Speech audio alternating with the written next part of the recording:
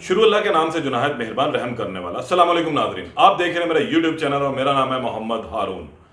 कल इस्लामाबाद में एक इंतहाई अफसोसनाक वाक़या पेश आया। मारगिला हिल से एक नौजवान की जो है वो लाश बरामद हुई और इसके पीछे बहुत सारी कहानियाँ जो हैं वो जुड़ती चली गई। ये लड़का कौन था, ये कहाँ से आया, इसकी मौत कैसे वाक़या हुई, इसके दोस्त कौन हैं, ये वहाँ करने क्या गया था, ये सारे सवालात जो हैं वो आज मैं आपके सामने रखूंगा और फिर इनके जवाबात जो हैं वो भी आपको बताए जाएंगे। कहानी कुछ इस तरह से है कि हफ्ते के दिन 5 दोस्त हाइकिंग के लिए इस्लामाबाद में वाक़या मारगिला हिल्स पर जाते हैं। ये लोग चुनाव करते हैं ट्रेल 5 का।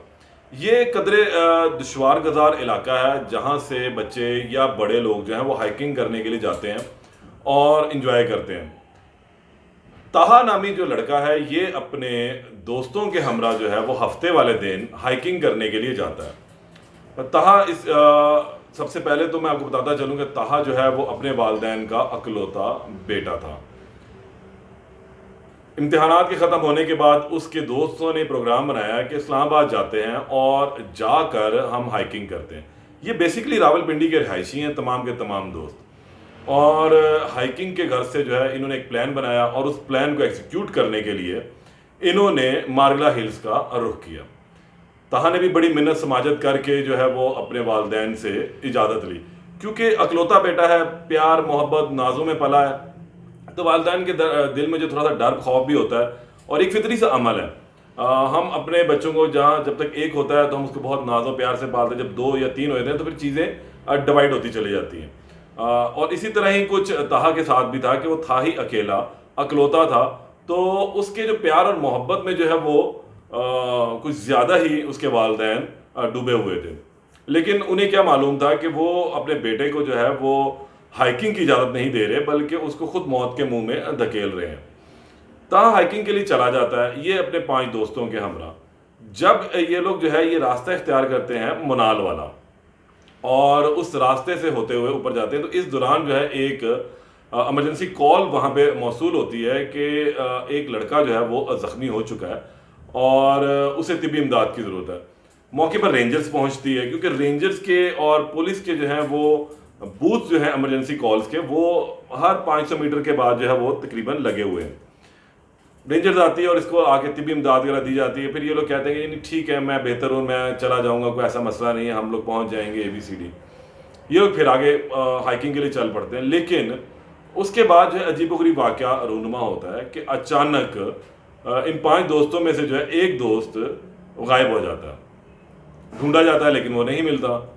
ये जो दोस्त है 5 ये वापस पिंडी आते हैं और उसके घर वालों को बताते हैं कि जी हम लोग हाइकिंग के लिए गए थे, आपके इल्म में है, लेकिन जो है अब ताहा जो है वो नहीं मिला, वो कहीं मिसिंग हो गया, हमने इसको बहुत ढूंढा है और उसका कुछ इल्म नहीं हो रहा। जैसे ये स्टोरी पता लगती तो उसके वालिदैन का हाथ पैर फूल जाते हैं और हवास वाख्ता हो जाते हैं, परेशान हो जाते हैं कि अब हम क्या करें। तो फौरी तौर पर मुकामी थाने में इतला देते हैं और अपने बच्चे की अगवा का जो है मुकदमा जो है वो दर्ज करवाया जाता है। पिंडी से ये 15 की कॉल होती है, क्योंकि जिस वक्त वो दोबारा वहाँ से रब्ता करने की कोशिश करते हैं उसके दोस्तों के बकौल, तो उनका जो है वो हेल्पलाइन पे रब्ता नहीं हो पाता और इस वजह से वो लोग वापस आ जाते हैं और ताहा को जो है हफ्ते की रात वहीं रहने दिया जाता है। यानी कि अब वो मिसिंग में है, कुछ इल्म नहीं कि वो ज़िंदा है या मर चुका है और रात का औकात हो चुका है। लेकिन फिर भी जब ये लोग वापस आते हैं तो फौरी तौर पर 15 की कॉल इसके वालिदैन करते हैं और फिर पुलिस की, रेंजर्स की, वाइल्ड लाइफ की और जो दीगर इदारे हैं उनकी दौड़ें लग जाती हैं। हफ्ते को की ये वकूआ था और फिर उसके बाद पीर आ जाती है, इतवार गुजर जाती है। उसके बाद जनाब ये पीर वाले दिन इसकी तलाश का अमल जो है वो सुबह सवेरे शुरू किया जाता है और तमाम इदारे जो हैं वो वहाँ पर पहुँच जाते हैं। ट्रेल 5 को जो है इस दौरान जब ये मिसिंग की इतला आती है तो फौरी तौर पर हाइकिंग के लिए बंद कर दिया जाता है, क्योंकि ट्रेल 5 और मारगिला की पहाड़ियों के ऊपर जो है ये इतलात भी हैं कि वहाँ तेंदुए हैं और दीगर जो खूनख्वार कह रहे हैं वो जानवर भी मौजूद हैं। तो ये भी एक शुबा था कि कहीं इस तरह का कोई हमला ना हो। लेकिन जो उसके दोस्त आए थे उन्होंने किसी भी तरह की कोई ऐसी इतला नहीं दी पुलिस को। उन्होंने जो इब्तिदाई बयान दिया उसमें कहीं भी इस चीज़ का जो जिक्र नहीं किया गया। ताहम पुलिस जो है वो सर्च ऑपरेशन शुरू कर देती है। रेंजर्स और दीगर जो इदारे हैं वो मिलकर सर्च ऑपरेशन शुरू करते हैं और कल दोपहर में उसकी लाश जो है वो ट्रेल 5 की गहरी खाई में दिखाई देती है। एक बॉडी पड़ी हुई दिखाई देती है।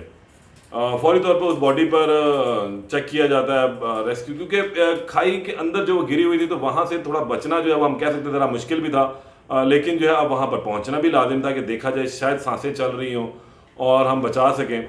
तो जिस वक्त इदारे वहां पहुंचते हैं तो बहुत ही अफसोसनाक जो है वो मंजर वो देखते हैं कि बॉडी जो है वो डिकम्पोज होना शुरू हो चुकी थी। उसकी लाश जो है अब डिकम्पोजिंग की तरफ जा रही थी और ख़तरा था कि वो एक्सप्लोड भी हो सकती है, यानी कि वो फट सकती है। 2 रोज़ से वो वहाँ पर मौजूद थी। आबो हवा, इसके अलावा मट्टी और दीगर अवामिल जो हैं वो उस पर असरअंदाज हो चुके हुए थे। उस तरीके से जो है उसको लाश को फौरी तौर पर उठा के लाया नहीं जा सकता था, क्योंकि नीचे खाई से ऊपर लाना भी जो है वो आसान काम नहीं था। हेलीकॉप्टर की मदद ली जाए, बहर क्या वो लाश जो है किसी भी तरीके से निकाल ली गई और उसको फिर हॉस्पिटल मुंतकिल किया गया, जहाँ पर उसका पोस्टमार्टम और इब्तदाई रिपोर्ट ने जो है वो होशरुबा इंकशाफात किए हैं कि उसकी बॉडी के ऊपर जो है वो कुछ निशानात मिले, क्योंकि बॉडी डिकम्पोज होना शुरू हो चुकी थी। तो इस वजह से भी जो है कुछ मुश्किलात का सामना रहा है पोस्टमार्टम के दौरान कि उन निशानात को जो है वाज़िया तौर पर नहीं देखा जा सका, ना उनका एग्जामिन किया जा सका।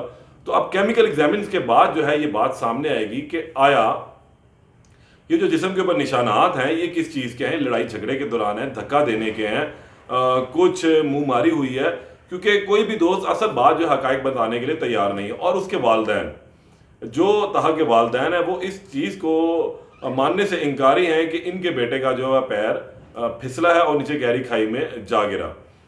उनको शुबह है कि शायद ये बच्चे कहीं आपस में लड़े हैं और उस दौरान इन्होंने जो है इसे खाई में धक्का दे दिया। पाँव पे चोट जो पहले लगी थी वो बिल्कुल उस चीज़ का भी आंसर सामने रखा गया है और अब इसकी लाश को जो है वो फौरी तौर पर पोस्टमार्टम के बाद इसके वालिदैन के हवाले कर दिया गया ताकि इसे दफना दिया जाए। बॉडी डिकम्पोज हो रही थी, परेशानी का सबब भी कोई बन सकता था, तो ज़्यादा देर जो उसको नहीं रखा गया। और फिर वालिदैन ने अपने शक का जो इजहार किया वो यही है कि शायद इसको जो है वो मारा गया है, कत्ल किया गया, इसीलिए जो अगवा के साथ साथ जो दफ़ात थी अब उनमें इजाफा किया गया और 302 की दफ़ात शामिल करने से मुतल्लिक भी जो है पुलिस गौर गौस कर रही है कि जो है अब इसमें जो है वो तरमीम की जाए FIR में और 302 का जो है वो अमेंडमेंट की जाए। तो हम अब देखना ये है कि जो केमिकल एग्जामिनेशन के बाद जो रिपोर्ट आएगी वो तमाम हकायक को जो वाज़िया करेगी, क्योंकि अभी जो इब्तदाई रिपोर्ट है उसने कुछ चीज़ों को वाज़िया नहीं किया, लेकिन ताहा जो है वो एक अकेला बच्चा था, माँ बाप का इकलौता था और अब इसके बयानात जो है पुलिस ने जो इसके दोस्तों के इब्तदाई तौर पर ले लिए हैं, कुछ तजाद जो है इसके दोस्तों के बयानात में आया। ताहम पुलिस ने अभी तक किसी को हिरासत में नहीं लिया और तफ्तीश का आगाज़ कर दिया है। वहाँ पर उस जगह का भी मुआयना दोबारा किया जा रहा है, जिस रास्ते से ये लोग गुजरे थे उस रास्ते का भी जो है वो मुआयना किया जा रहा है ताकि शायद कहीं जो है वो असल हकायक आएँ। मुख्तलिफ जो थ्योरीज हैं वो पेश की गई हैं और डॉक्टर्स की जानिब से बताया गया कि बॉडी के ऊपर जो निशानात हैं मुमकिन तौर पर हाइकिंग में ऐसे निशानात भी सामने आ जाते हैं कि कहीं कोई झाड़ी जिस्म से लग जाती है, खरोश आ जाती है, इस तरह की भी है, या वो कहीं लड़ाई झगड़े के दौरान उसके जिस्म पर जो उंगलियों के या नाखून के निशानात हैं। अब ये केमिकल एग्जामिनेशन से जो है वो बातें सामने आएंगी। इस केस में मजीद जो अपडेट होगी उससे आपको दोबारा आगाह करूँगा। तब तक के लिए इजाज़त दें। अल्लाह ने के मान।